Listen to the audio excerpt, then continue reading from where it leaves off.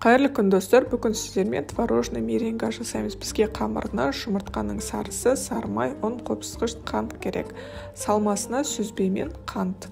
Меренгаға жұмыртқаның ағы мен қантты қолданатын боламыз. Ең алдымен біз қамырымызды дайындап аламыз. Ол үшін бізге жұмыртқаның сарысына қантымызды салып, араластырып аламыз. Оның үстінен ұнымызға қамыр қопсытқышымызды қосып, електен өткізіп қосатын боламыз. Барлығын біркелкі араластырып алған соң, үстінен бөлме температурасындағы сары майымызды салып, қамыр елетін боламыз. Қамырларыңыз жұмсақ, әдемі болып шығады. Дайын болған қамырды тоңазытқышқа 30 минутқа қалдырамыз. Бұл аралықта салмасын дайындаймыз. Біз сүзбені салып, үстінен қантты қосып араластырып аламыз.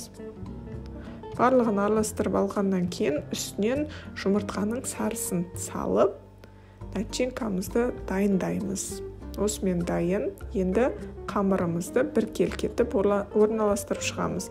Менде форма 24 диаметрлік. Қамырымызды жайып болғаннан кейін бетіне салмасын саламыз. Салмасын салып, біркелкі жайып болғаннан кейін қызып тұрған 160 градус пеште 30 минут қамырымыз қызарғанша пісіріп аламыз. Қамырымыз піскенше меренгамызды дайындаймыз. Құрғақ ыдысқа жұмыртқаның ағы мен қантымызды араластырып, форма ұстағанша жақсылап миксерлейміз.